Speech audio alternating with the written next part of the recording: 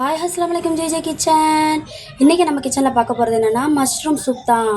Mushroom நிறைய பேருக்கு பிடிக்காது. ஏன்னா அந்த வந்துட்டு ஒரு மாதிரி உள்ளுக்குள்ளே வந்து கருப்பாக இருக்கும்ல, அதை பார்த்தாலே ஒரு மாதிரி ஒருத்தருக்கும் ஒரு சிலருக்கும் பிடிக்காது. ஆனால் அது எவ்வளோ நல்லதுன்னு ஒரு சிலருக்கு தெரியலை. ஆனால் இது வாரத்தில் 2 வாட்டி எடுத்துக்கிட்டோன்னா ரொம்ப நல்லது. கறியை விட பல மடங்கு இதில் சத்து அதிகமாக இருக்குது. சரி, ஓகே. இப்போ நம்ம க்ளீன் பண்ணி எடுத்துகிட்டு கட் பண்ணிக்கலாம். குட்டி குட்டியாக கட் பண்ணிக்கலாம். நல்லா மேலே இருந்த அந்த தோலெல்லாம் எடுத்து நம்ம க்ளீன் பண்ணிக்கணும். மேலே இருந்த தோலை நம்ம அப்படியே போட்டு சாப்பிடக்கூடாது. அதனால் நான் கட் பண்ணி க்ளீன் பண்ணி எடுத்துக்கிட்டேன். இப்போ வெங்காயம் கட் பண்ணிக்கலாம். பாருங்கள், அதுமாதிரி குட்டி குட்டியாக கட் பண்ணிக்கணும்.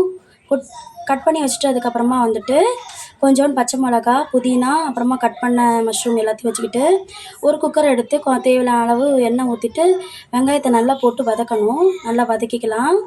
பாருங்கள், இந்த மாதிரி நல்லா வதக்கி எடுத்துக்கோங்க. அதுக்கப்புறமா வந்துட்டு பச்சை மிளகாவும் புதினாவும் சேர்த்துக்கலாம். நல்லா வதக்கி விட்டணும். தக்காளியெல்லாம் போடவே கூடாது. இந்த சூப்பு இப்படி தான் செய்யணும். வெஜிடபிள் சூப்பும் இப்படி தான் செய்யணும். ஓகே, இப்போ நம்ம வந்து காளானே இறக்கிக்கிட்டோம் உள்ள. நல்லா வதக்கி விட்டுக்கலாம்.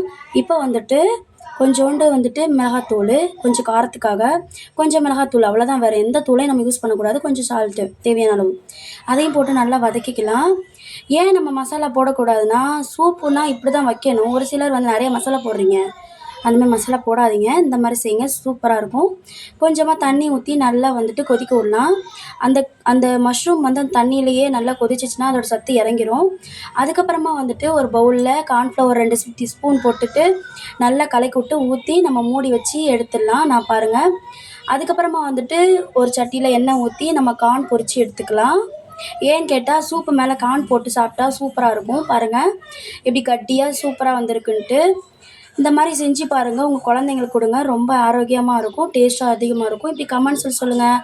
Bye friends.